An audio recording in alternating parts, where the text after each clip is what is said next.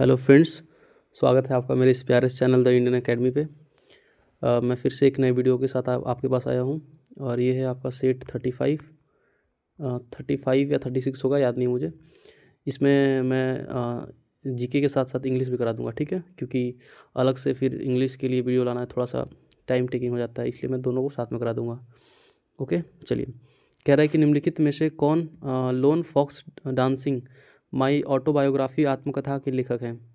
आपका जो ये ऑटोबायोग्राफी है ना, आपका क्या, तो लोन फॉक्स डांसिंग ये किसका है। तो देखिए, मैं जितना भी अभी तक कराया हूँ आपका सेट, ठीक है, उसमें आपका ऑटोबायोग्राफी से क्वेश्चन किया ही है, ठीक है। तो आप अगर बुक्स एंड ऑथर का याद किए होंगे तो सही है, नहीं तो मैं जितने करा रहा हूँ बस आप उतना याद कर लीजिए, ठीक है। और कुछ मैं नाम बता दूंगा आपका, 4-5 आपके फेमस राइटर, उनके बुक आप देख लीजिएगा। ओके, चलिए। तो ये जो ऑटोबायोग्राफी है आपका, ये आपका रस्किन बॉन्ड का है, ठीक है। चलिए, ओके। कह रहा है कि प्लासी का युद्ध निम्नलिखित में से किस वर्ष युद्ध हुआ था। तो सिंपल है भाई, प्लासी का युद्ध जो है ना आपका 1757 में हुआ था।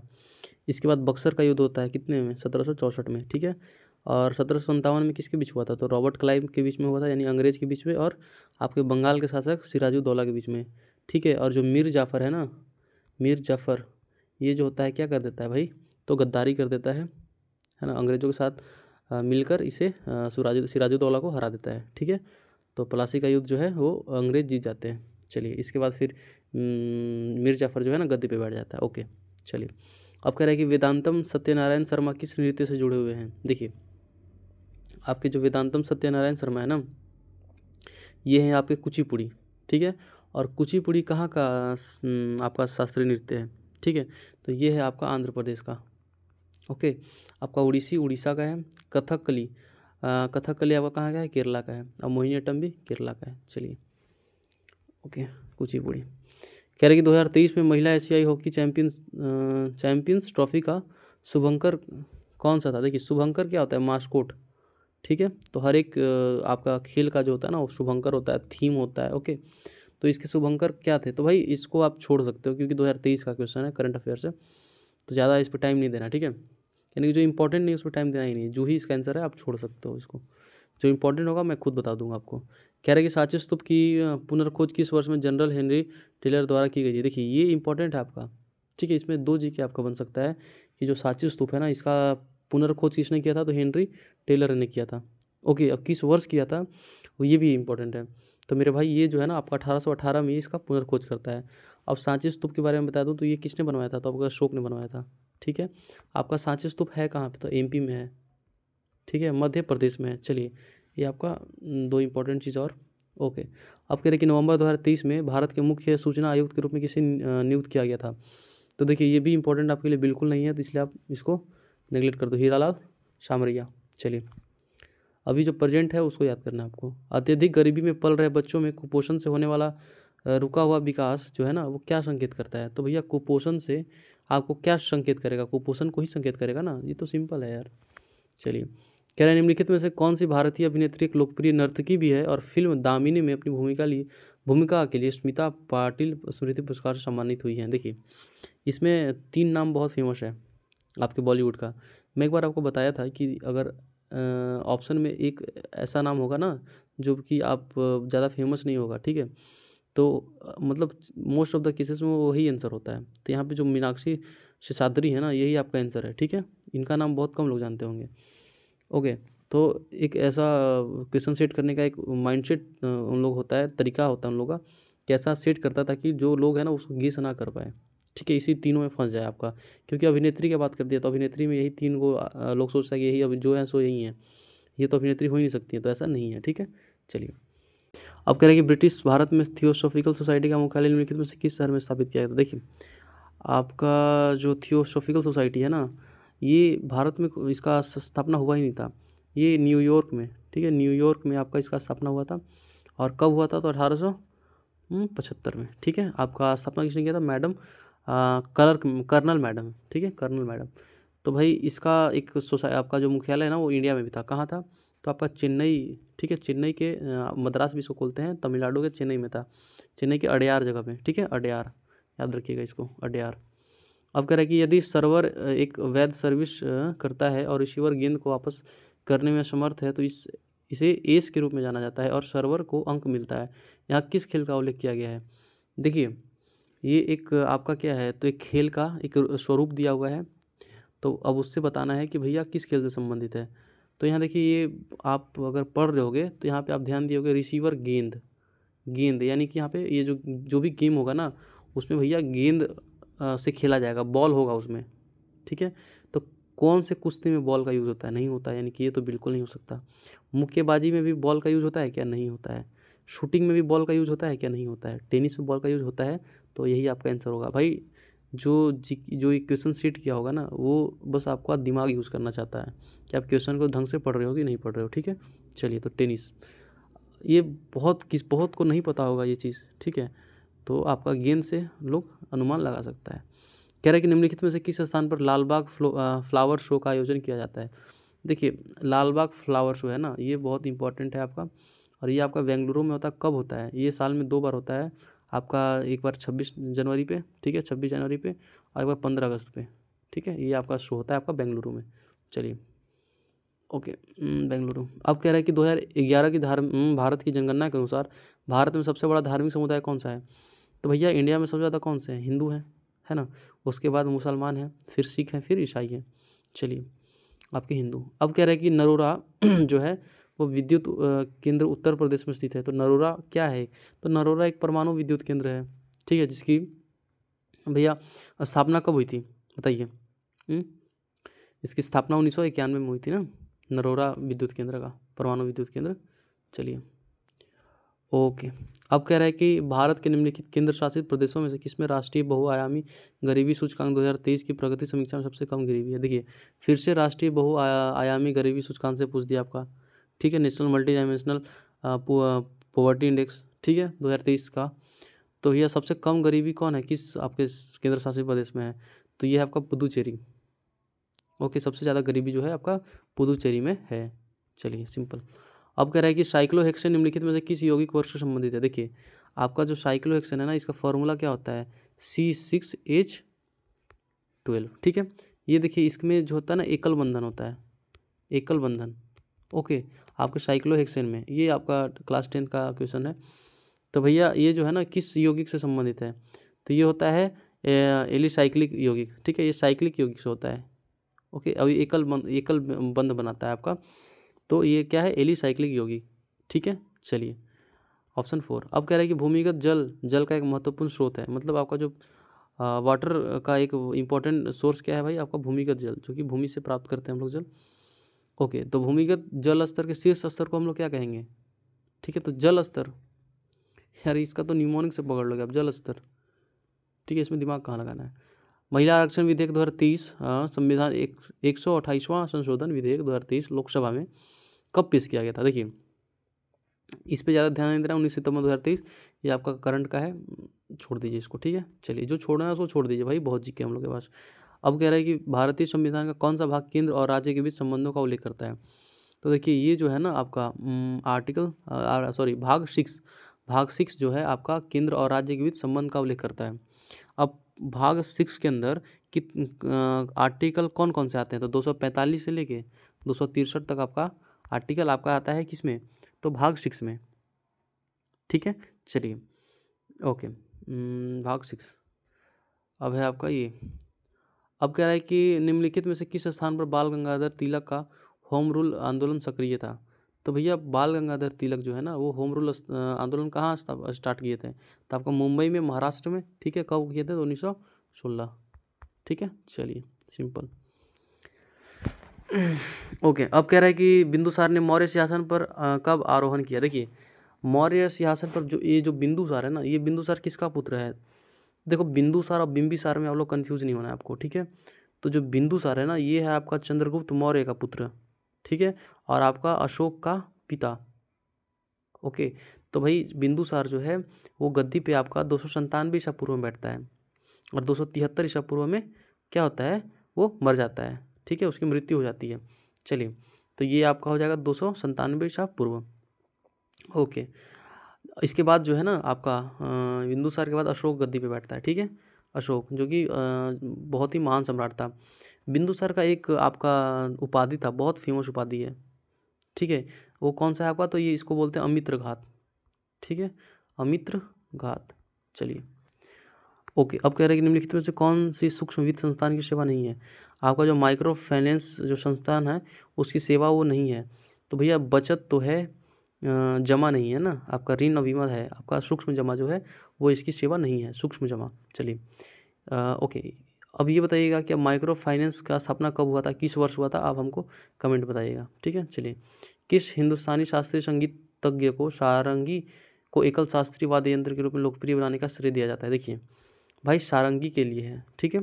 तो इसमें जो आपके सारंगी के लिए है ना, ये है आपके पंडित राम नारायण, ठीक है। इनको जो है संगीत तज्ञ को सारंगी को एकल शास्त्रीय वाद्य यंत्र के रूप में लोकप्रिय बनाने का श्रेय दिया जाता है आपके पंडित राम नारायण को, ठीक है। चलिए अच्छा, एक बात बताइए, आपके जो पंडित रविशंकर है ना, पंडित रविशंकर वो किस वाद्य यंत्र से संबंधित है, क्योंकि बहुत इंपॉर्टेंट क्वेश्चन है ये कि पंडित रविशंकर किस वाद्य यंत्र से संबंधित है, तो आपका सितार, सितार, ठीक है। और पंडित शिव कुमार शर्मा, ये दो नाम बहुत फेमस है, ठीक है, इसको याद रखना है हमेशा। ये पंडित रविशंकर सितार घराने से, सितार वाद्य यंत्र से, और जो आपका पंडित शिव कुमार शर्मा है ये संतूर, संतूर, ठीक है। चलिए, तो ये आपका हो जाएगा पंडित राम नारायण। अब कह रहे हैं कि भारतीय संविधान में कौन सा अनुच्छेद अंतर्राष्ट्रीय शांति और सुरक्षा को बढ़ावा देने का प्रावधान करता है। देखिए आपका जो DPSP है ना 36 से लेकर 51 तक, ये जितने भी आर्टिकल है ना सारा याद कर लो आप, पहला चीज़, ठीक है, क्योंकि इसके आर्टिकल्स पूछे जाते हैं। आपको क्या क्या याद करना है मैं आपको बता दे रहा हूँ। आप 52 से लेकर 62 तक आर्टिकल याद कर लो प्रेसिडेंट के, ठीक है।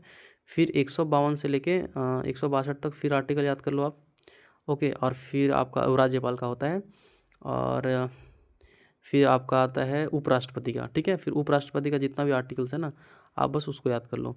और फिर उसके बाद आप जितने भी मौलिक अधिकार हैं, ठीक है, 14 से लेकर 32 तक आप सारा आर्टिकल याद कर लो, सारे अधिकार याद कर लो। और फिर नागरिकता के बारे में कुछ चीज़ें इंपॉर्टेंट आर्टिकल्स मैं एक वीडियोज़ लाऊंगा उसके, उसमें आप, ठीक है, मैं पूरा दे दूंगा कि क्या क्या याद करना है आपको, आप उसको बस याद कर लेना। चलिए, तो यहाँ पे कह रहा है कि भारतीय संविधान में कौन सा अनुच्छेद अंतर्राष्ट्रीय शांति और सुरक्षा को बढ़ावा देने का प्रावधान करता है, ठीक है। तो भैया कौन सा आर्टिकल है जो कि इंटरनेशनल पीस को बढ़ावा देने का प्रावधान करता है, ठीक है। तो ये है आपका आर्टिकल 51, ठीक है। मैं आर्टिकल 47 के बारे में भी बहुत बार जिक्र किया हूँ कि आपका जो ड्रग्स हो गया, शराब हो गया, उसको बंद करने का किसी भी स्टेट को आदेश करता है। आर्टिकल 44 क्या है, तो भैया UCC यूनिफॉर्म सिविल कोड है, ठीक है। आपका आर्टिकल 44 जो है ना वो यूनिफॉर्म सिविल कोड है, आप इसको याद रखिएगा, आर्टिकल 44 को, ठीक है। चलिए, अब आर्टिकल 49 क्या कहता है कि भाई आपके जो भी स्मारक हैं, ठीक है, स्मारक जैसे आपका लाल किला हो गया, तो ये सब का आपको संरक्षण करना है, इसको बचा के रखना है, आपका हिस्टोरिकल जितने भी स्मारक हैं, ठीक है। चलिए, तो आर्टिकल 51 इसका हो गया। अब राजस्थान के किस जिले में मांगला तेल क्षेत्र स्थित है। तो मेरे भाई देखो, आपका जो मांगला तेल क्षेत्र है ना ये आपका है बाड़मेर में, ठीक है, बाड़मेर में स्थित है। चलिए, अब कह रहा है कि स्केफोपोडा मोलस्का डेंटेलियम की प्रजाति को सामान्यतः किस नाम से जाना जाता है। आपकी जो स्केफोपोडा मोलस्का जो है ना वो एक डेंटेलियम की प्रजाति है। पहले याद कर लीजिए आप ये कि जो आपके स्केफोपोडा मोलस्का है वो किसकी प्रजाति है, तो डेंटेलियम की प्रजाति है, ठीक है। सामान्यतः किस नाम से जाना जाता है, तो भाई इसकी बनावट के कारण, ठीक है, इसके बनावट कारण, इसकी संरचना के कारण इसको टस्क सेल के नाम से जाना जाता है आपका स्केफोपोडा मोलस्का को, ठीक है। चलिए, तो ये आपका जीके का सारा खत्म हुआ, अब इंग्लिश देखते हैं। तो भाई यहाँ पे कह रहा है कि she had a dash for creating beautiful art work. तो सी हैड अ व्हाट, तो भाई उसको आप उसका क्या है, तो मोड, पोस्ट, ट्रिगर या टैलेंट, हाँ टैलेंट होगा। उसके पास टैलेंट है for creating beautiful art work, मतलब एक खूबसूरत आर्ट वर्क क्रिएट करने का उसके पास क्या है, तो टैलेंट है, ठीक है। चलिए, तो रीडिंग बिटवीन द लाइन्स, इसका फ्रेज दिया हुआ है, ये फ्रेज है। तो कह रहे हैं कि reading between the lines phrase का अर्थ क्या होता है, मतलब कि भाई ये जो है ना आपका ये अंडरस्टैंडिंग अ डीपर और हिडन मीनिंग, हाँ ये सही है आपका, मतलब कि दो लाइन के बीच, आप खुद से समझो ना, दो लाइन के बीच का चीज़ को वो पढ़ लिया, यानी कि वो जो हिडन चीज़ें हैं उसको समझ लिया, ठीक है, अंडरस्टैंडिंग अ डीपर और हिडन मीनिंग, ठीक है। चलिए, ये फ्रेज है, याद कर लीजिए आप अगर आपको याद नहीं है तो। चलिए, मेटिकुलस, मेटिकुलस का साइनोनिम्स पूछ रहा है दोस्त। तो मेटिकुलस मतलब होता है क्या, मेटिकुलस मतलब होता है कि आपका सूक्ष्म, ठीक है, इसका हिंदी अर्थ सूक्ष्म होता है। तो सूक्ष्म हो गया मतलब क्या एकदम करेक्ट, फिक्स, ठीक है, करेक्ट। तो ये होता है आपका क्या, प्रिसाइज, ठीक है। प्रिसाइज मतलब क्या होता है, सटीक, ठीक है, सटीक, ये आपका सिनोनिम्स हो जाएगा। चलिए, आपका रैंडम मतलब अचानक, केयरलेस मतलब कि भाई केयरलेस एकदम, ठीक है, ध्यान नहीं देता है। आपका नेग्लिजेंट भी वही सेम अर्थ देता है आपका, ठीक है। चलिए, तो आपका प्रिसाइज ये आपका सिनोनिम्स हो जाएगा। अब यहाँ पे कह रहा है कि the sudden plot twist in the story added an element of dash that kept readers on the edge of their seat. मतलब कि द सडन प्लॉट ट्विस्ट मतलब अचानक जो ट्विस्ट आया, प्लॉट ट्विस्ट आया इन द स्टोरी, कहानी का जो अचानक जो ट्विस्ट आया ना, वो क्या कर दिया, तो added an element of dash that kept readers on the edge of their seats. मतलब कि स्टोरी में एक ऐसा ट्विस्ट आया ना कि भैया जो रीडर्स है ना, उनको फिर से क्या कर दिया, तो मतलब मजबूर कर दिया आपके उसको पढ़ने पे, ठीक है। तो देखिए, यहाँ पे ये कह रहा है कि the sudden plot twist in the story added an element of क्या, तो एक ऐसा इसमें ऐड कर दिया ताकि जो रीडर्स हैं वो क्या करें, तो kept readers on the edge of their seats, ठीक है, कि भाई बने रहें। तो वो प्लॉट ट्विस्ट क्या लाएगा, तो अस्पष्टता लाएगा, ठीक है, कि मतलब आगे क्या होगा, आगे क्या नहीं होगा। जैसे होता है ना कि स्टोरी में एक ट्विस्ट आता है कि अरे भाई अब इसके आगे क्या होगा, ठीक है। तो ये होता है अस्पष्टता। तो अस्पष्टता का इंग्लिश क्या होता है, एम्बिग्यूटी।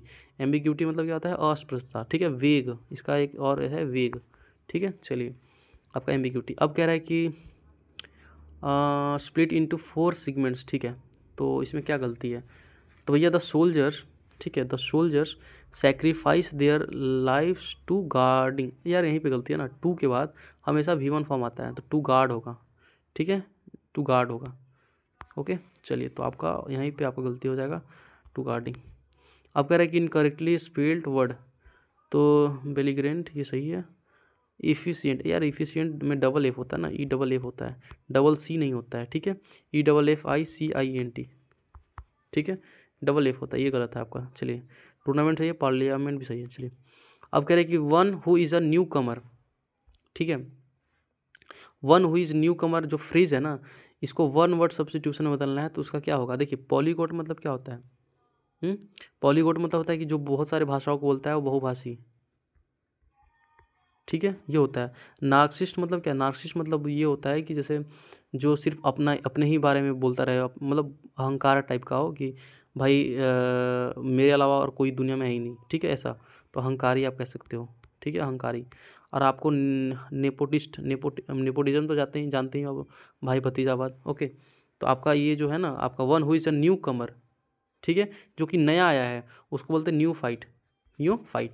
चलिए, डिलीजेंट का एंटोनिम पूछ रहा है। डिलीजेंट मतलब क्या होता है भाई, बहुत मेहनती, बहुत मेहनती, ठीक है।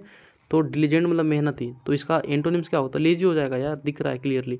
हार्ड वर्किंग मतलब मेहनती, इंडस्ट्रियस मतलब भी बहुत मेहनती होता है, ठीक है, आपका ये लेजी हो जाएगा। चलिए, अब कह रहे हैं कि इपीटोम, इपीटोम का, अरे इपीटोम का क्या निकालना है, साइनोनिम्स निकालना है। तो देखो, इपीटोम मतलब होता क्या है कि सी इज एन इपीटोम ऑफ ग्रेस, मतलब वो ग्रेस की क्या है, वो एक आदर्श है, ठीक है, वो आदर्श है सबके लिए, ठीक है आपका। तो एक एग्जाम्पल भी कह सकते हो ना, एक एग्जाम्पल है वो, he is an example of grace, तो आपका एग्जाम्पल भी सही हो जाएगा, ठीक है। चलिए, ओके, एग्जाम्पल। अब है कि स्प्लिट इंटू 4 सेगमेंट, ठीक है, इसमें ग्रामर का रिफाइन करना है, 4, ठीक है। The dog eager wagged its tail when it saw its owner. तो देखो, द डॉग सही है, यहाँ पे इट्स, ये इट्स सही है, एपोस्ट्रोफी से नहीं लगा, ये भी सही है। इट सॉ इट्स, ये भी यहाँ ठीक है, यहाँ ऑनर। तो यहाँ पे क्या मिस्टेक है आपका, द डॉग ईगर वेज्ड, अच्छा हाँ हाँ, देखिए ये है ना आपका, जैसे वेज्ड है ना आपका, हम अभी ईडी देख के समझ गए। तो जो वेज्ड है आपका क्या है, वर्ब है, ये वर्ब है। अब वर्ब की विशेषता कौन बतलाएगा, एडवर्ब बतलाएगा। ईगर यहाँ पे एडवर्ब नहीं है, ठीक है, इसको एडवर्ब बनाने के लिए ईगरली LY जोड़ना होगा, तो यहाँ पे क्या होगा, ईगरली, ठीक है। चलो, ईगरली, मैं वर्ब को नहीं देख पाया था ना, ईडी यहाँ पे मिस हो गया था। चलिए, तो ये आपका ये हो जाएगा आपका ईगरली, ओके, आपका यहाँ गलती ईगर वेस्ट। अब चलिए, रोमा, देखिए क्योंकि जब भी इट्स और ये आता है ना, इट्स और ये, तो थोड़ा सा ज़्यादा मिस्टेक यहीं पे चला जाता है ध्यान, तो इसीलिए मैं ये सोच रहा था कि यहाँ तो मिस्टेक नहीं है, लेकिन यहाँ सही था, ठीक है। चलिए, अब कह रहा है कि Roma was the dearest child to her mother. Dearest child मतलब जानते हो, बहुत प्यारा चाइल्ड है। तो आप लोग मैं एक ही 2 सेट कराया हूँ ना इंग्लिश का, तो उसमें एक आपका ये था फ्रेज था आपका एप्पल ऑफ वन आई, मतलब बहुत आंखों का तारा होना। तो यहाँ पे है the Apple of her parents I, ठीक है, सिंपल। अब कह रहा है कि select the correctly spelled sentence, यहाँ पे स्पेलिंग देखना है। तो भाई लाइब्रेरियन सही है, यहाँ पे लाइब्रेरियन ये भी सही है, ये गलत है आपका, लाइब्रेरियन ये भी गलत है, ठीक है, यहाँ पर लाइब्रेरियन ही गलत होगा। टोल्ड द चिल्ड्रन, यार चिल्ड्रन दिया हुआ ये भी गलत है, यानी चिल्ड्रेन ये सही है आपका, ठीक है, children to return their books. हाँ यार देखो ना, सिंपल है यार, यहाँ पे चिल्ड्रेन गलत दिया हुआ है। फ्राइडे देखो, फ्राइडे से लिखा था नहीं ना, फ्राइडे ये सही है आपका, ठीक है। और बाकी ये तो दोनों लाइब्रेरियन में ही गलत है ना। चलिए आपका ये जो है ये सेकंड ऑप्शन सही हो जाएगा। चलिए कह रहा है कि एंटोनिम सार्केस्टिक, सार्केस्टिक मतलब क्या होता है, व्यंग्यात्मक होता है ना, कि आप किसी पे व्यंग किए हो, है ना। ओके, तो the sarcastic comment of bye her husband, तो भाई सार्केस्टिक मतलब क्या होता है, व्यंग करना। तो एंटोनिम्स मतलब क्या होगा, उसका उल्टा। तो हम लोग क्या करेंगे, तो भाई ग्रेसियस मतलब क्या होता है भाई, उदारपूर्वक, ठीक है। तो ये आपका ग्रेसियस हो जाएगा, इसका एंटोनिम सही है। चलिए रूइनियस मतलब बर्बाद करना, ठीक है, आपका ये हो ग्रेसियस। अच्छा एम्बिगियस मतलब क्या होता है, अस्पष्टता, अभी तुरंत पढ़े थे आप लोग, ठीक है, ओके। अब कह रहा है कि सुपरलेटिव डिग्री में इसको चेंज करना है दोस्त। तो सुपरलेटिव डिग्री में क्या होता है आपका, आपको पता ही है, सुपरलेटिव डिग्री में टॉलेस्ट हो जाएगा, टॉलर देन को हम लोग टॉलेस्ट में बदल देंगे। तो टॉलेस्ट कहाँ कहाँ है, तो एज टॉल एज, ये तो पॉजिटिव है, टॉलर देन ये कॉम्पेरेटिव में रह गया। सी इज़ द टॉल गर्ल, तो पॉजिटिव है, सी इज़ द टॉलेस्ट गर्ल, हाँ ये है आपका चौथा ऑप्शन सही है। चलिए सिंपल था। कह रहा है कि द 100 year old बनियान was ब्लॉन of in the storm last night. देखिए आपका जो 100 साल पुराना बनियान था ना, वो आपका क्या हुआ, तो उड़ गया आपका लास्ट नाइट स्टॉर्म में, यानी कि आंधी में। तो भाई ब्लॉन ऑफ नहीं होता है, ठीक है। तो क्या होता है बताइए, ब्लॉन ऑफ नहीं होता है तो क्या होगा, तो ये होता है आपका ब्लॉन डाउन। अगर आप हवा से कुछ उड़ रहा है ना, तो आपको उसको ब्लॉन डाउन बोलते हैं, ठीक है, ब्लॉन डाउन। चलिए आपका फ्रीज का मिस्टेक है यहाँ पे, ओके, ब्लॉन ऑफ नहीं होगा, ब्लॉन डाउन होगा, ऑप्शन ए सही है। चलिए अब कह रहा है कि Sharma the news have come as another blow, यहाँ पे करना क्या भाई, स्प्लिट इनटू 4 सेगमेंट्स, अच्छा फाइंड करना, इसमें ग्रामर इधर है ना। तो अकॉर्डिंग टू मिस्टर शर्मा के अनुसार द न्यूज़ हैव कम, यार न्यूज़ सिंगुलर होता है वो बॉस, ठीक है, न्यूज़ तो सिंगुलर होता है, यहाँ पे हैज़ होगा, ठीक है। आपको लग रहा होगा कि एस लगा हुआ है तो हैव होगा, नहीं, न्यूज़ जो होता है ना, ऐसे बहुत सारे वर्ब हैं जो कि देखने में प्लुरल होते हैं लेकिन होते सिंगुलर हैं, ठीक है, तो यहाँ पे हैज़ लगेगा, सिंपल। तो यहाँ पे पहला जो है ना वो गलत हो जाएगा। कह रहे कि इनकरेक्टली स्पेल्ड वर्ड, भाई इसमें इनकरेक्टली क्या है, तो क्या है, सैटेलाइट्स, यही गलत है, सैटेलाइट्स ही गलत है, ठीक है। सैटेलाइट्स में जो होता है ना आपका क्या होता है, तो डबल एल होता है, एल सिर्फ एक एल नहीं होता है, डबल LITES होता है, ठीक है। चलिए कम्युनिकेशन सही है, रोटेशन भी सही है, जियो स्टेशनरी भी सही है। चलिए आपका ऑप्शन ही गलत है।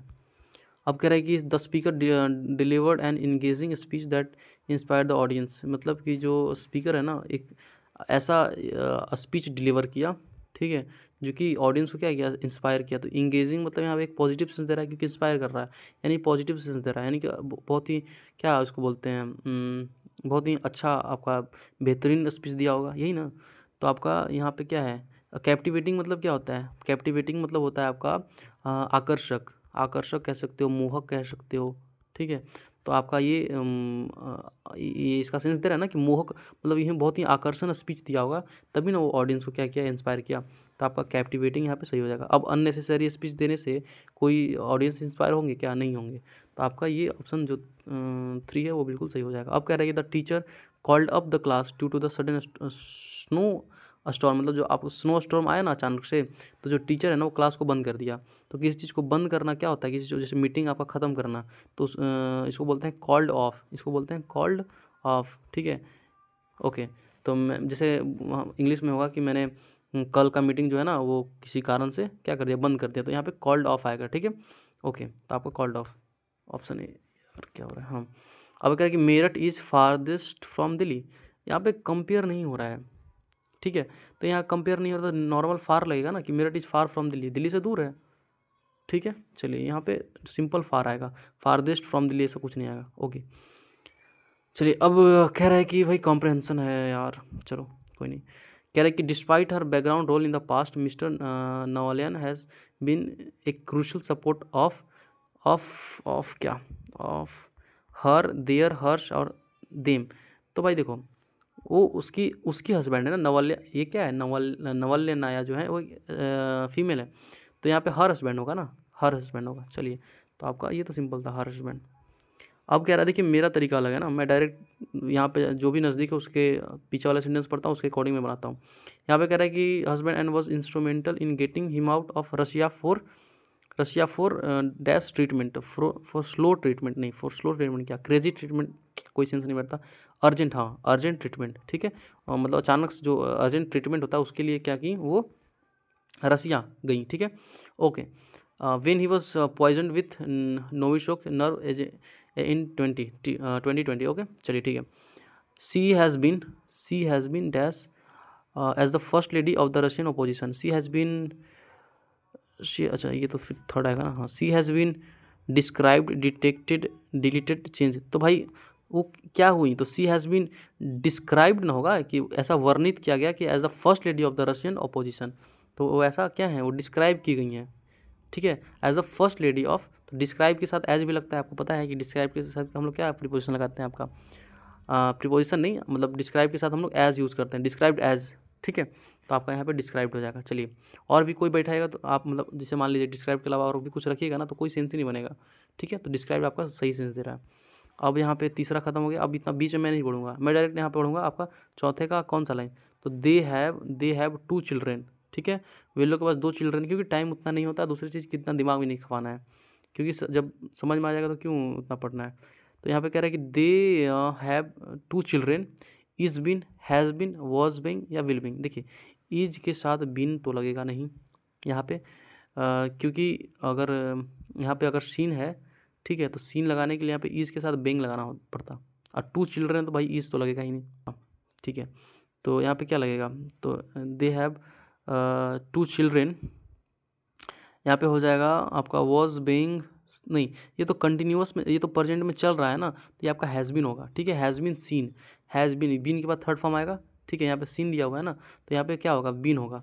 तो आपका जो ऑप्शन 2 है वो बिल्कुल सही हो जाएगा, has been seen as an inspiration for their supports, ठीक है। चलिए, तो आपका हैज़ बीन।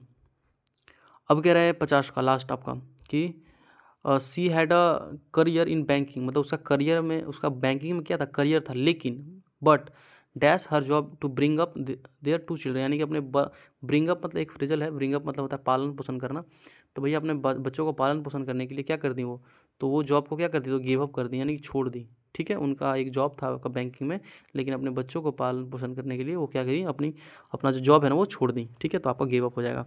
तो आपका सारा खत्म हो गया, ठीक है। तो नेक्स्ट अब कल मिलते हैं, कल एक फिर से मैं 2-3 वीडियो लाऊंगा। तो अगर आपको पसंद आए तो प्लीज़ लाइक सब्सक्राइब कर लीजिए आप भी, ठीक है। आप बोल रहे हो, जो बोल रहे हो वो मैं ला रहा हूँ, तो आपका भी ये बनता है कि आप भी सब्सक्राइब करो, ठीक है। Thank you, bye bye.